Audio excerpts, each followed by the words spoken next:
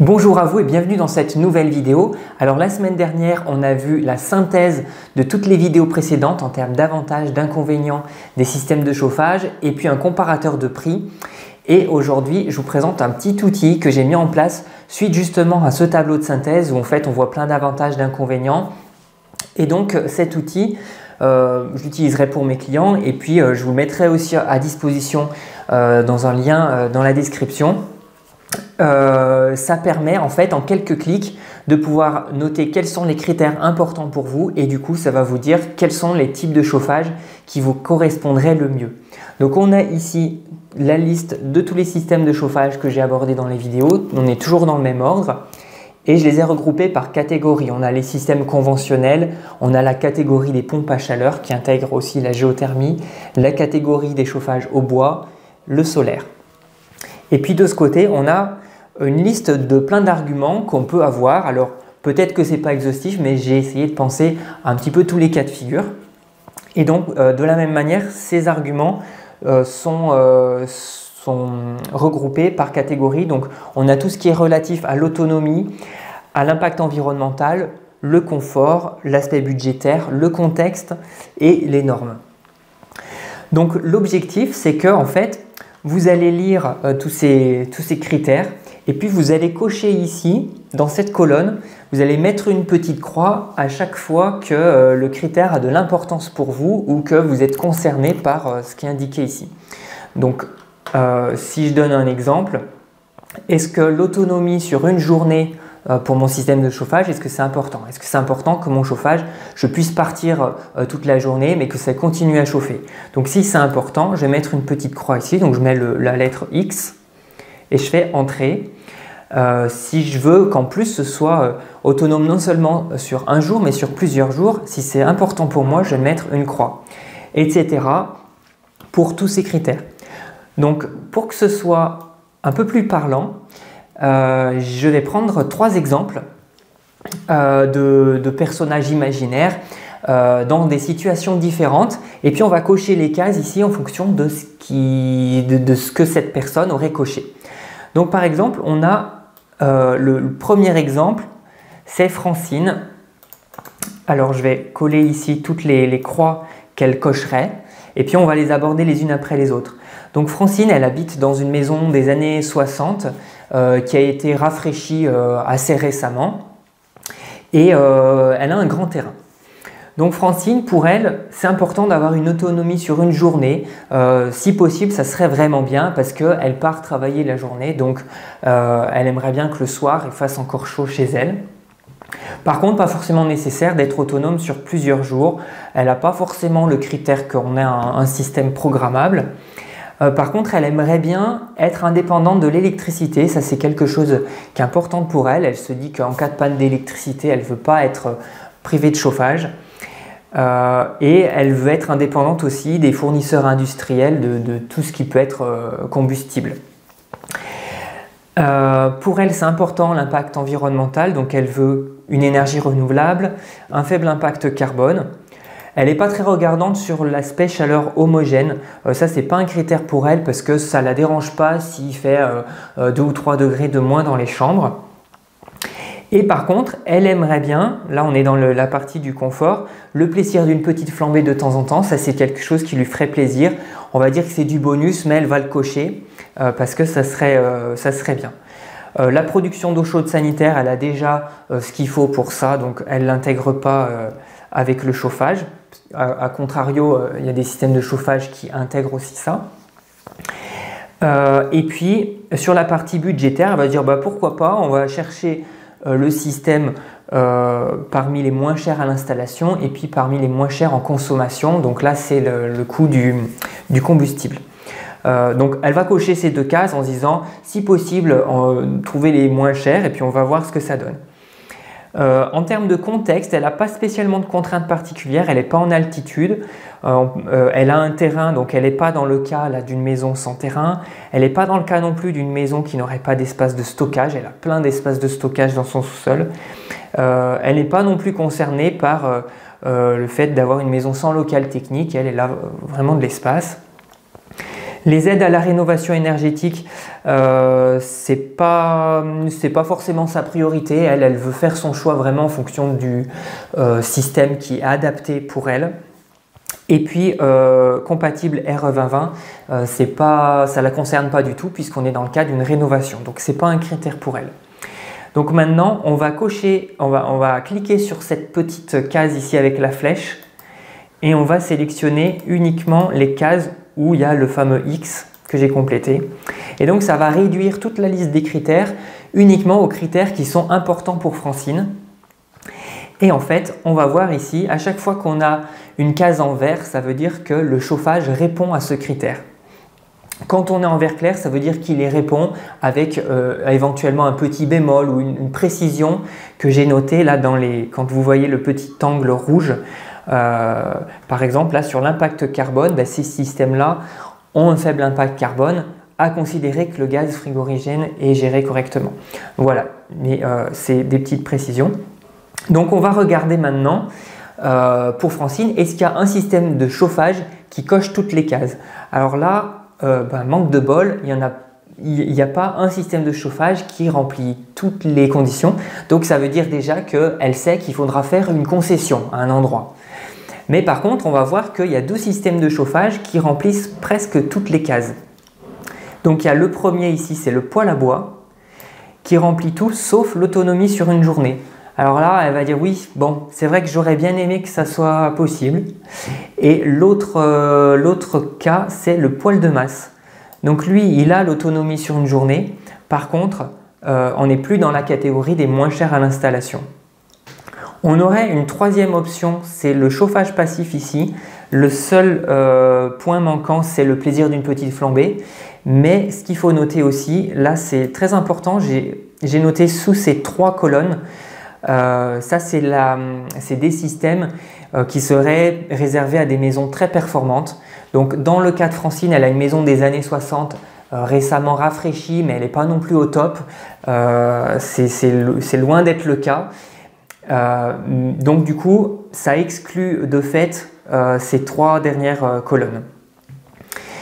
Donc en gros, il lui reste le choix entre le poêle à bois et le poêle de masse. Et elle va sûrement se dire, comme la question du prix, elle avait coché les cases pour se dire dans l'idéal, je vais voir ce que ça donne. Là, elle va faire le choix entre poêle à bois qui coûtera moins cher mais où elle devra s'en occuper, ou alors mettre plus de budget dans l'installation et avoir un poêle de masse. Voilà pour le premier exemple. Je vous montre un deuxième exemple. Donc là, on a Marcel qui lui habite dans une maison de ville des années 1900 et il n'a pas de jardin, il a juste une petite cour. Donc pour lui, ces critères importants, c'est assez différent de Francine. Pour Marcel, il faut être autonome sur une journée, certes, mais pas que. Lui, il veut aussi être autonome sur plusieurs jours parce qu'il part souvent le week-end complet et donc il aimerait que quand il rentre, ça puisse être chaud. Et puis il aimerait aussi que ce soit programmable. Comme ça, il laisse à une température un peu basse le week-end quand il n'est pas là, puis il le programme depuis son smartphone pour remonter la température et que ce soit chaud quand il arrive. Lui, l'indépendance de l'électricité des fournisseurs, ce n'est pas sa problématique. Il veut quand même une énergie renouvelable, un faible impact carbone, ça c'est des choses importantes. C'est important aussi qu'il ait une chaleur parfaitement homogène dans toute la maison, que ce soit les chambres ou le séjour. Et puis il aimerait bien, si possible, que le système produise aussi de l'eau chaude sanitaire. Alors il se dit pourquoi pas les moins chers à l'installation, les moins chers en consommation. Voilà, et il est concerné au niveau contexte par le fait qu'il a une maison sans terrain et une maison sans espace de stockage pour le combustible. Par contre, il a quand même un petit local technique qui lui permettrait éventuellement d'installer quelque chose. Et pour lui, c'est important d'avoir les aides à la rénovation énergétique. Donc pareil, je clique sur la petite flèche et je sélectionne tout ce que j'ai coché. Donc du coup, je vais voir, c'est comme pour Francine, il n'y a pas un système qui réunit tout. Donc ça permet rapidement de voir que oui, il faudra faire des concessions. Et qu'est-ce qu'on a comme choix? Alors pour lui, tous les systèmes au bois sont d'entrée de jeu éliminés parce qu'il leur manque pas mal de critères. Par contre, il sera pas mal avec la pompe à chaleur RR. Il manquera juste le critère de production d'eau chaude. Alors là, comme il s'était dit, ce serait bien. Peut-être qu'il va dire, bon, si je ne l'ai pas, c'est peut-être pas si grave. Et puis sinon, il y a la pompe à chaleur RO. Et cette fois, on a la production d'eau chaude sanitaire qui est possible. Par contre, on n'est pas sur les moins chers à l'installation. La pompe à chaleur RO est un peu plus coûteuse que la RR. Donc là aussi, il va peut-être faire un arbitrage financier, se dire, bon, si je peux faire mon eau chaude avec, je peux mettre un peu plus. Et puis après, qu'est-ce qu'il aurait d'autre? Eh bien, il a les systèmes en solaire ou en passif. Le solaire thermique manque le critère de prix. Et le passif, on n'est pas sur un système qui produit l'eau chaude. Bon, après, ça dépend aussi de ce qu'on retient comme système d'appoint en passif. Donc voilà, à voir si aussi il vise dans sa rénovation une maison très performante qui lui laissera à ce moment-là le choix aussi de ces systèmes. Et dernier exemple, donc là je réinitialise tout ça, j'ai effacé le filtre, donc comme ça me remet tout. Là je supprime toutes les croix de Marcel et le dernier exemple, c'est l'exemple d'Alfred qui lui construit sa maison. Alors même il est un peu bricoleur, donc il va faire une partie lui-même et il est en altitude, il est à 1200 mètres. Donc lui, les critères qu'il cocherait, ce serait tout ça.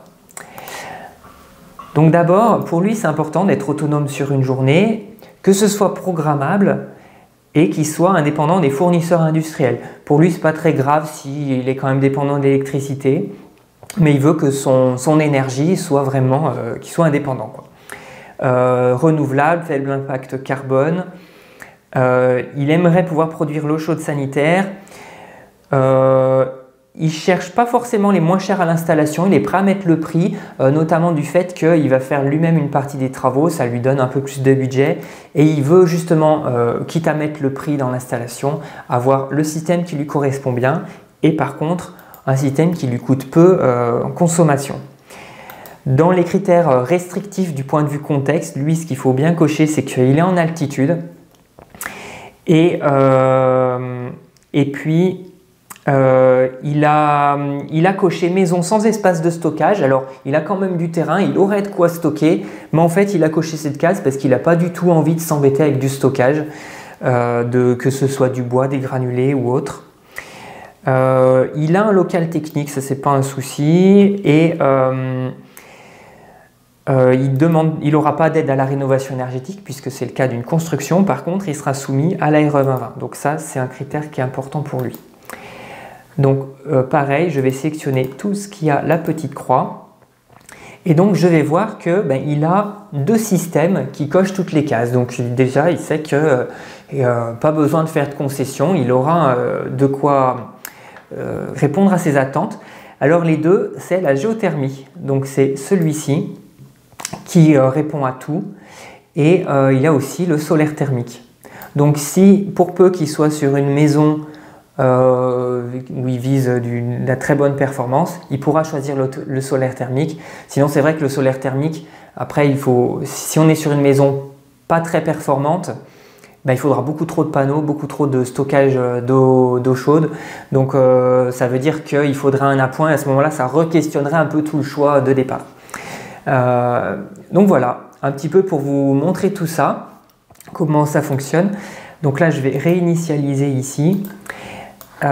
Et du coup, comme je le disais et comme je l'ai fait la semaine dernière, c'est un fichier que je mets à votre disposition via un lien dans la description. Donc dans ce même fichier, vous trouverez également le tableau qui était présenté dans la dernière vidéo. Donc vous voyez en bas qu'il y a trois petits onglets.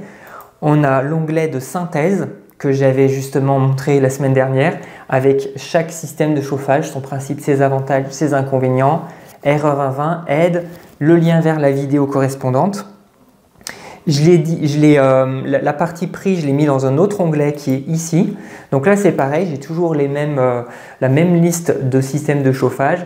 Ici, dans le fichier que vous pourrez télécharger, vous aurez les prix qui sont affichés. Et puis, il y a des petits commentaires de comment sont comptés ces prix. Voilà, il y en a, c'est noté exemple de la vidéo, exemple d'un de mes chantiers. Voilà, pour le comparateur de prix avec à nouveau le lien vers les vidéos. Et puis le dernier onglet, c'est que choisir, c'est ce que je viens de vous présenter. Donc cet ensemble reste au même tarif que le tableau de la semaine dernière. C'est une offre de lancement qui est valable pendant une semaine, donc jusqu'à vendredi prochain 17 h. Et pour ceux qui avaient déjà commandé le premier tableau, eh bien en bonus, je vous enverrai celui-ci dans votre boîte mail très prochainement. Voilà, j'espère que tout ça, ça vous aidera dans votre choix de système de chauffage. Et puis, c'est aussi un très bon moyen de soutenir ma chaîne.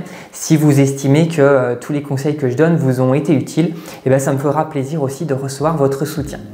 Voilà pour aujourd'hui, je vous souhaite une très bonne journée et je vous dis à bientôt. Ciao!